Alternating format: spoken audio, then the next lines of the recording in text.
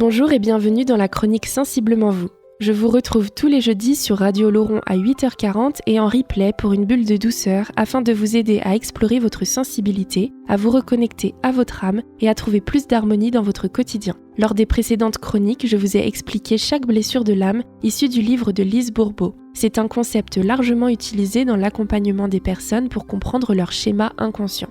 Si vous n'avez pas écouté les épisodes précédents, que cette notion de blessure de l'âme est floue pour vous ou que vous ne savez pas si cela vous concerne, je vous invite à prendre le temps de les découvrir en replay. Vous y trouverez des exemples concrets, les masques associés à chaque blessure, leurs manifestations émotionnelles et physiques, ainsi que des indices pour les reconnaître en vous. Et aujourd'hui, j'aimerais répondre à la question que l'on me pose le plus souvent, à savoir comment on fait pour guérir ces blessures. Alors je vous propose de prendre le temps, ensemble, pour vous donner quelques clés.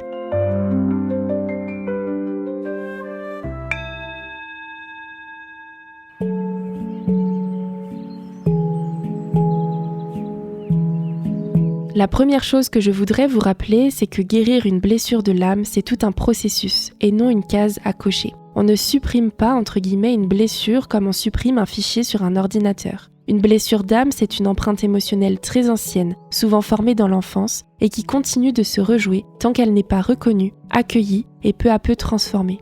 C'est un processus vivant, intime, parfois long, mais profondément libérateur. L'objectif n'est pas de devenir parfait ou guéri à 100%, mais bien de reprendre notre pouvoir intérieur, de se libérer des réactions automatiques et d'incarner plus de paix, d'authenticité et de liberté dans notre vie. La première étape dont je parle toujours à mes clients, c'est la prise de conscience. En réécoutant les épisodes précédents, peut-être avez-vous reconnu des pensées, des réactions ou des sensations familières. Par exemple, si vous vous êtes reconnu dans la peur d'être rejeté ou jugé, c'est sans doute la blessure de rejet qui s'exprime. Si vous avez un grand besoin d'être entouré et que la solitude vous angoisse, la blessure d'abandon peut être dominante. Si vous avez du mal à faire confiance, que vous êtes très exigeant ou exigeante, ou que vous cherchez à tout contrôler, il y a peut-être là une blessure de trahison. Si vous êtes très dur avec vous-même, toujours dans la performance, l'injustice pourrait bien être présente en vous.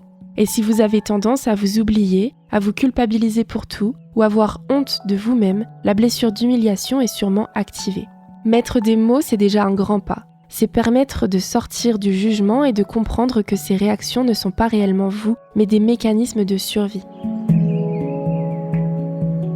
La deuxième étape sera de prendre du recul pour observer votre fonctionnement. Chaque blessure crée un masque pour vous protéger de la douleur initiale. Ce masque devient notre personnage et finit par nous enfermer.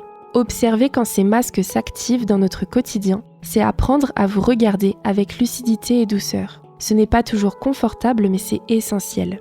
Un exercice intéressant à mettre en place au quotidien, c'est de prendre un moment pour revenir sur ce que vous avez vécu dans la journée. Sans pression, juste avec honnêteté, essayez de noter ce que vous avez ressenti, comment vous avez réagi dans certaines situations, ce qui vous a touché, agacé, blessé ou au contraire apaisé. Notez aussi les pensées qui vous ont traversé, même celles qui vous paraissent absurdes ou exagérées. L'idée n'est pas de tout analyser, mais de commencer à observer votre fonctionnement, à mettre peu à peu de la lumière sur ce qui se passe à l'intérieur de vous. Avec le temps, vous commencerez à repérer ces schémas, des réactions qui reviennent souvent, des émotions qui débordent parfois, des pensées qui tournent en boucle dans votre tête. Et peut-être vous ferez le lien avec l'une ou l'autre des blessures que je vous ai présentées. C'est un premier pas simple mais précieux pour mieux vous connaître et pour avancer petit à petit vers une relation plus douce et consciente avec vous-même.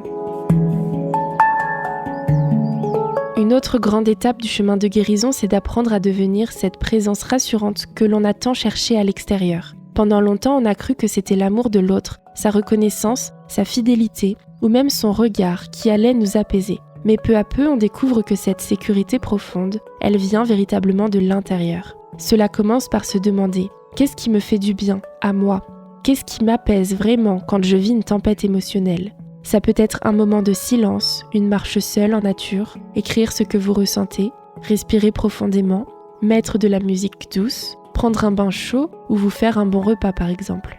Apprendre à se sécuriser soi-même, c'est aussi se parler autrement, se dire « Je comprends ce que je ressens, c'est ok d'avoir mal, je suis là pour moi ». C'est devenir son propre refuge petit à petit avec douceur et patience.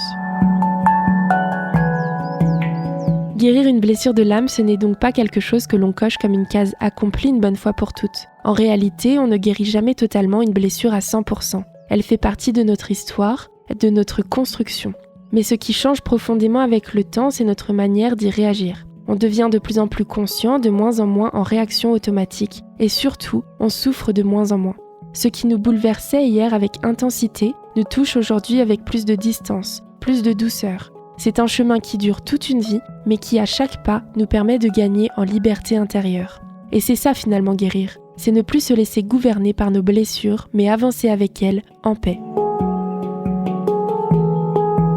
Noémie, comment savoir quelle blessure est la plus active chez moi en ce moment ? C'est souvent une question que l'on se pose quand on commence à s'observer un peu plus. Pour y répondre, il faut porter attention à tout ce qui revient régulièrement dans votre quotidien. Les émotions fortes, les conflits répétitifs, les pensées limitantes ou encore les situations qui vous blessent plus que de raison. Chaque blessure a sa propre couleur, entre guillemets, ses déclencheurs, ses masques, ses réactions. Pour les reconnaître, vous pouvez réécouter les précédents épisodes sur chaque blessure. L'écoute de soi, l'écriture ou un accompagnement peuvent vraiment vous aider à y voir plus clair. Et je vous propose notamment un test dédié pour connaître vos blessures principales dans le cadre de mon accompagnement Sensiblement Toi.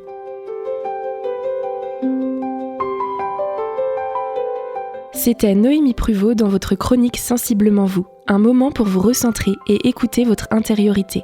Merci d'avoir partagé cette parenthèse avec moi. Retrouvez-moi sur les réseaux sociaux où vous pouvez me poser les questions que vous souhaitez que j'aborde dans les prochaines chroniques. Je vous dis à la semaine prochaine pour continuer ensemble ce beau voyage intérieur. Prenez soin de vous, en douceur, en conscience et toujours avec bienveillance.